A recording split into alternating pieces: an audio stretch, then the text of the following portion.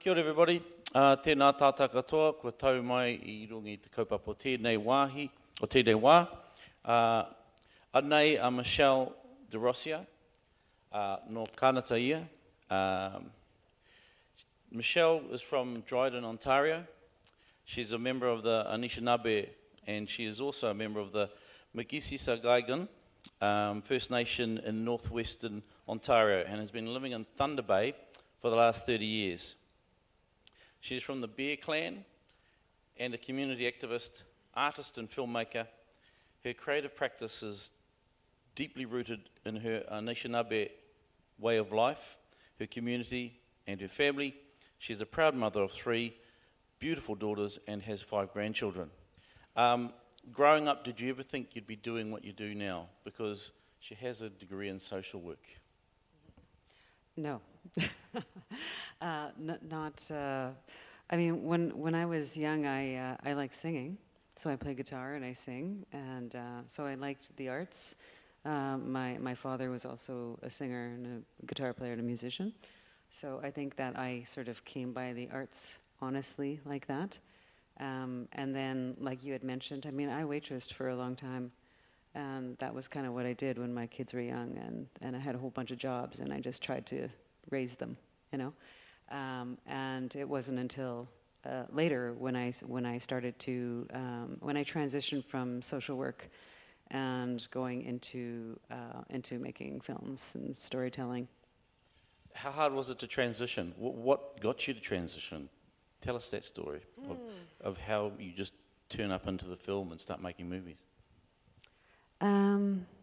It was actually I was really exhausted. I was really tired.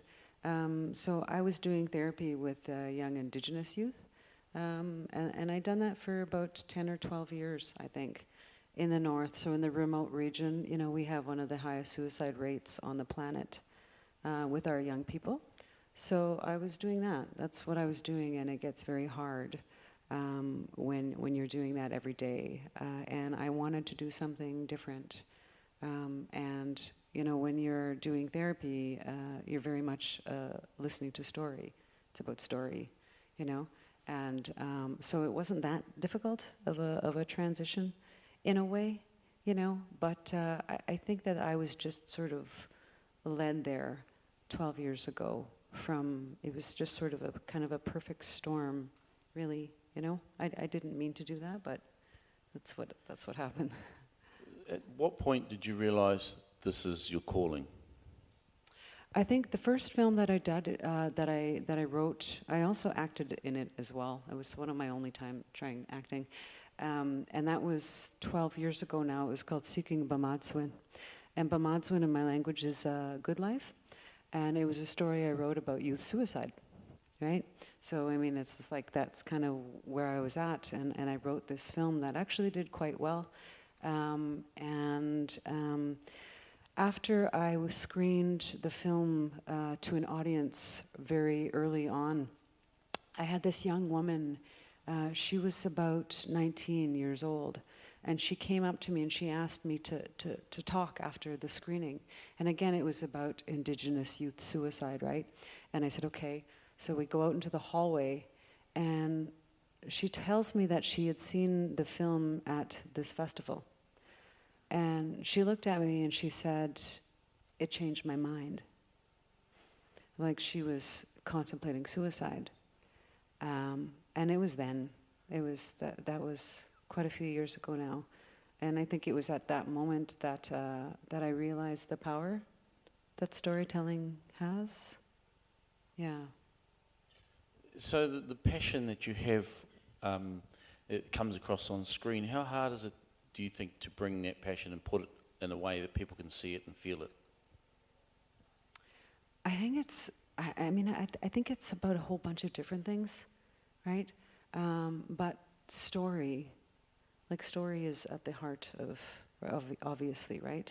I mean, and we just listened to some really amazing pitches. And I think that's it. It's just like, it's not being afraid to tell our stories, really. And a good story, I mean, it doesn't matter. I usually do doc, but I've also done animation, and now done my first feature. And for me, it's about whether that story moves you, and if it, if it does something to your being, and then that's, yeah, I love that.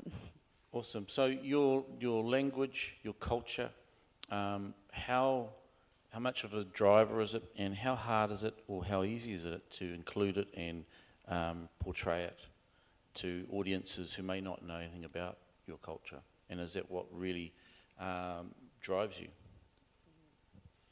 Absolutely.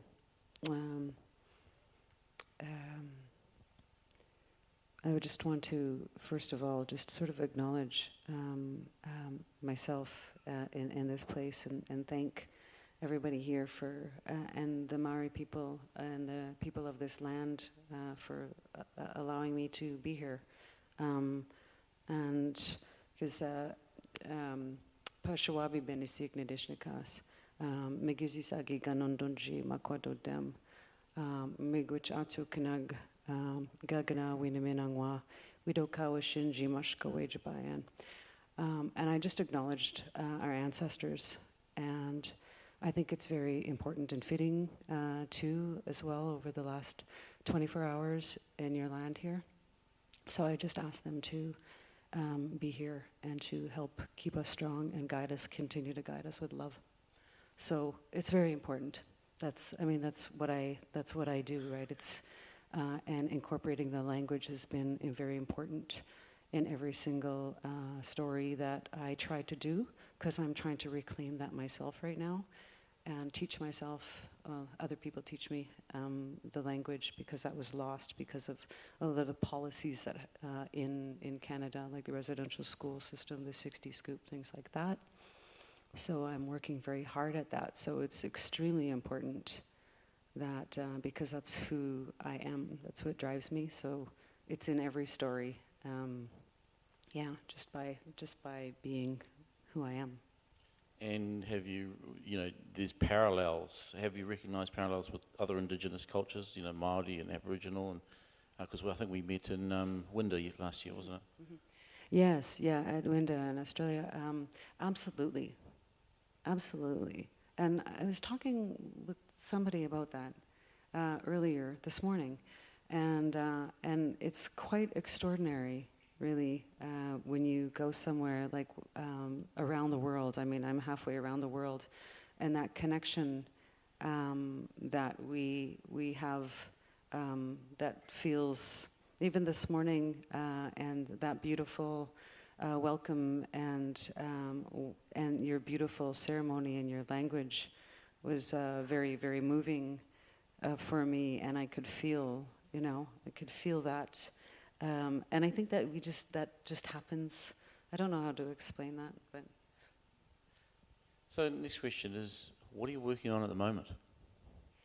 Oh my gosh, I'm working on several different things. I'm working on I'm in post on I'm part of a 13-part Indigenous musician series for APTN. So I directed one episode of that. I'm also in pre-production on another documentary that I'm going to be doing for CBC. It's a feature documentary. And then I'm also doing another short doc right now that I'm very immersed in, and that I'll go and shoot as soon as I get home. And it's about the murdered and missing Indigenous women crisis in Canada. So I'm doing a documentary on that. And then I'm also working on this performance art piece. So that's my side thing that I'm doing. And then I'm also in sort of early talks about doing a series for APTN on amazing Indigenous women of the past.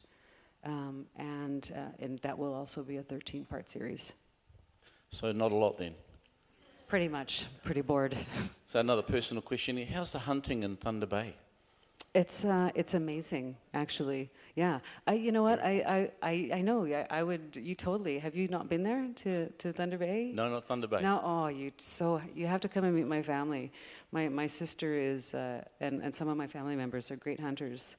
I, not so much, but I have lots of friends, and I'm trying to learn. Like if you'll see in Angelique, I caught the rabbits, and I snared the rabbits in the film, which I'll give that to you. And that was really important for me, right? Because she's like this survival out in minus 35, minus 40 weather, and she had to survive off the land. So that was really important to me through my writing, because I wrote it and just moving up to like production and into before production, I had a freezer full of rabbits that I got myself for the film. So all of the rabbits that you'll see in the film, they were also caught by myself. So living in Thunder Bay, how much wild food do you eat? I try to eat it like most, like deer and moose meat. That's all you'll find in my freezer, actually. Oh, yeah, because that's part of our reclaiming, part of our healing is also our food, right? So like the medicine, like there's medicine all over the place, and in the water, and in the leaves that they're eating. When I'm eating moose or deer, I'm also eating medicine, and so I'm also trying to heal myself in doing so, and try to avoid the stuff that comes in trucks. So what are the temperatures like there? I guess we're not used to some of the temperatures you have in Canada. What is the range? Oh, it's cold. It's mostly, we have a very long cold season, maybe about 8 months. Generally, it's before I came here, it was, minus 20 to minus 37, generally. So, and that this year it lasted a very long time, but so I was starting to get cabin fever, because I wasn't going out a whole lot, even with me. And I grew up in the north. I grew up in the bush. I grew up with the cold. I was born in December. I'm a December very cold baby, but I was even like, I'm done. I'm going to New Zealand. So right now we're going to open up to the floor for any questions. Has anybody got any questions? They're like, haven't seen the movie yet. Yes. The film that you're going to see this evening was about 10 years. Yeah, from when I first started sitting around. It was adapted from a novella, which from this writer that I was friends with. Well, I'm still friends with him. And so when he first started the novella, we started talking about the story, and I instantly fell in love with her character. And so from sort of conception all the way to completion, it was probably 10 years. And about 6 years was me writing that script. I can't actually talk a whole lot more about it, because I was recently approached I just signed on. To the project, and the producers are out of Toronto, and they came to Thunder Bay and met with me and asked me, and I think that there's 2 other women that are going to be, or there's several of us will direct a few episodes of it, but basically they just gave me this list of these women throughout history that we don't necessarily hear a lot about. And they've just done these really amazing things. And I think at the same time as, me telling a story about murdered and missing Indigenous women, which is still a huge crisis that we're dealing with in Canada. And I also want that balance, I want us to remember. I want us to remember our strong women, and that we are strong women, and that's the stock that we come from. So for myself, that's kind of what I'm sort of trying to do, is to balance that. And also as well with Angelique, that you'll see tonight, because it's based on a true story as well. So, but I can't tell you much more than there's 13 phenomenal Indigenous women that did phenomenal things in our past in Canada. Yes, Sharon. Well, I mean, that's a little bit of a challenge and a big question mark right now, especially in our province of Ontario, which we have new conservative leadership, which has been axing a whole bunch of things, and folks I think have been very worried about the direction of the arts. And for example, we had a fund that was just introduced last year, and it was the Indigenous Cultural Fund that was through the Ontario Arts Council, so a funding body for the arts in Ontario. And this new government, a conservative government, just already have axed that. And in 1 year of us having this language, and it's really about language preservation through the arts, and we were already seeing great impacts of that program. That is no longer. So, you know, I mean, it's scary times, right?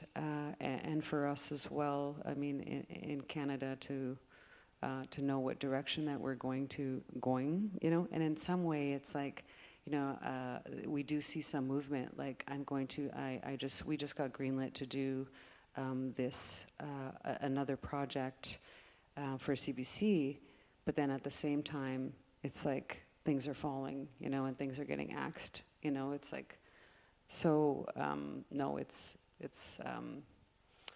I don't know. The future is very unstable, I think, in a lot of places in our world. So we have to keep making films, though, and we have to keep telling stories that will challenge that, and will challenge where those things come from, and that sort of colonial root of, you know, and keep working at telling our stories to hopefully, you know, make some difference. I don't know if that answers your question. Would everybody, ho mai te paki mo Michelle. Kia ora, Michelle.